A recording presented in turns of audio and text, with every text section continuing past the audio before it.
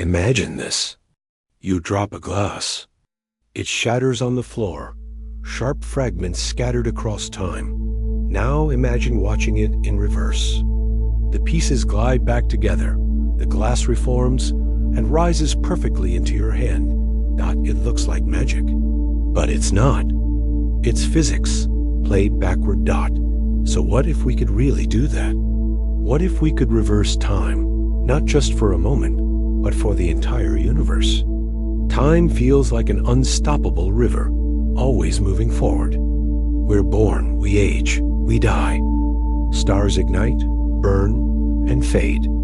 Everything changes, and nothing ever truly repeats. But deep within the equations of physics, something strange appears. Time isn't supposed to have a direction. The laws that govern particles work just as well forward as backward. If you filmed the universe in reverse, atoms would still obey the same rules. To physics, there is no past or future, only motion. So where does the arrow of time come from? Why do we feel it pulling us forward and never back? To understand that, we have to meet one of the most powerful ideas in science: entropy. Entropy is the measure of disorder in a system. When things go from order to chaos, like that shattered glass, entropy increases. The second law of thermodynamics says that entropy always tends to rise. That's why eggs break, but never unbreak. Why stars burn out, but never relight themselves. Why the universe, as a whole, moves toward decay. Entropy gives time its direction. Without it, everything could just as easily go backward as forward. But what if we could fight entropy? What if we could reverse it? And with it, reverse time itself? Let's start small. In quantum physics, particles don't always play by the same rules we do. Sometimes they do move backward in time. In 1941, physicist Richard Feynman discovered that the equations describing electrons moving backward in time looked exactly like those of their opposites, positrons, moving forward. So maybe, in the quantum world, time is already two-way. It just averages out to one direction when scaled up to our world. But if we could somehow control that microscopic chaos, if we could synchronize quantum events, maybe we could locally reverse time. You'd see smoke flow back into a match, broken objects repair, memories unwrite themselves, causality would unravel. You wouldn't just undo actions, you'd undo existence. Now let's scale that up to the entire universe. The Big Bang was the moment everything began expanding. Space stretched, energy spread out, entropy exploded. If we reverse time, the universe would contract. Galaxies would race toward each other. Stars would unburn, reforming into perfect gas clouds. Planets would unspan. Life would unlive.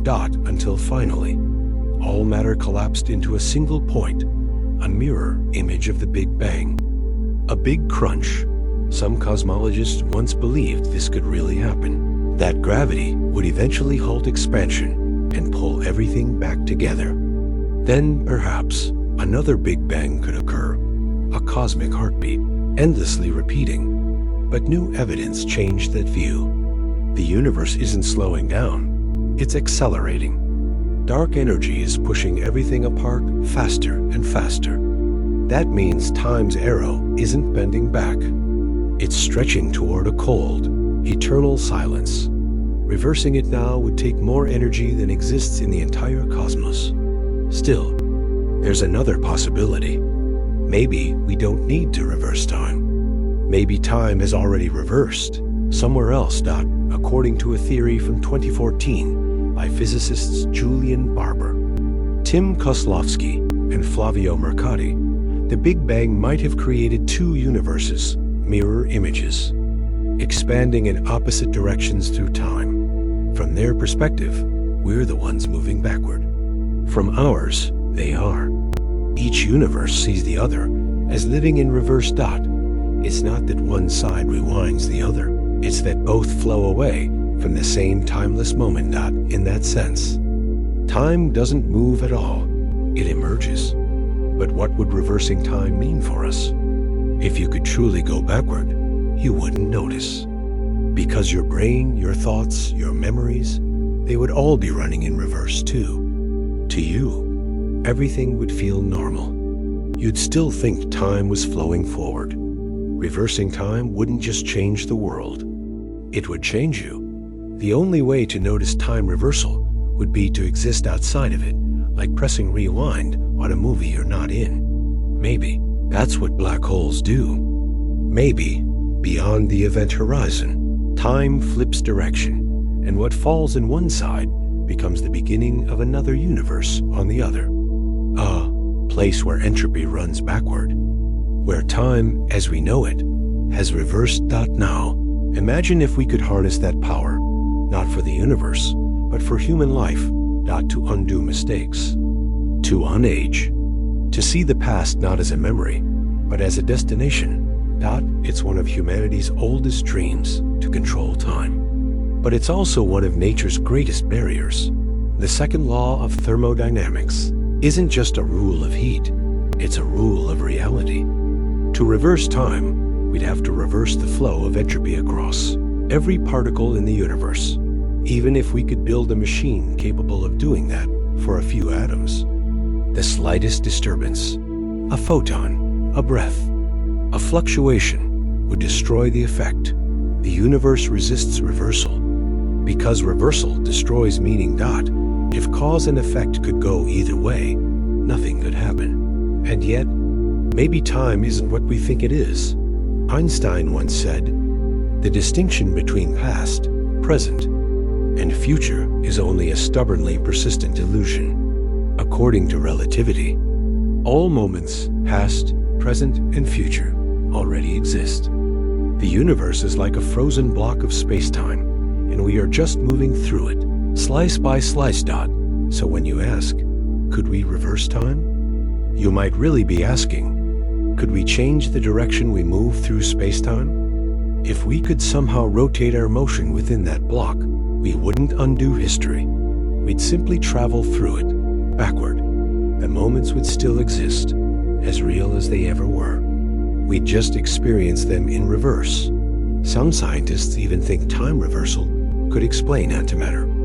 Every positron might be just an electron moving backward through time. If so, the universe could be filled with tiny fragments of time running in reverse. We just can't see it because we're stuck in one direction. To truly reverse time, we'd need to change our relationship to entropy, causality, and perception itself.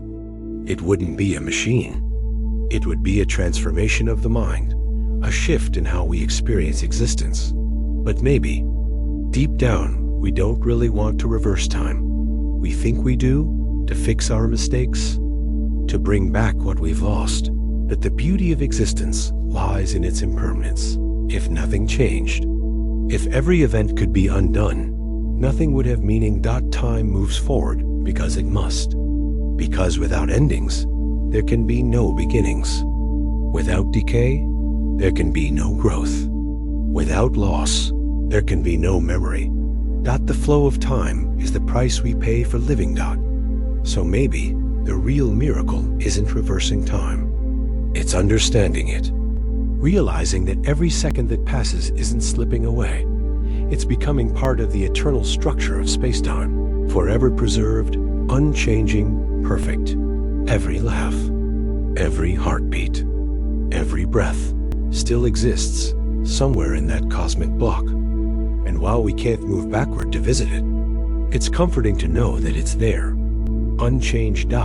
So if we could reverse time, we'd discover not a way back, but a deeper understanding of why we move forward, because the arrow of time isn't a curse. It's what gives the universe its story. And maybe, just maybe, that story never truly ends.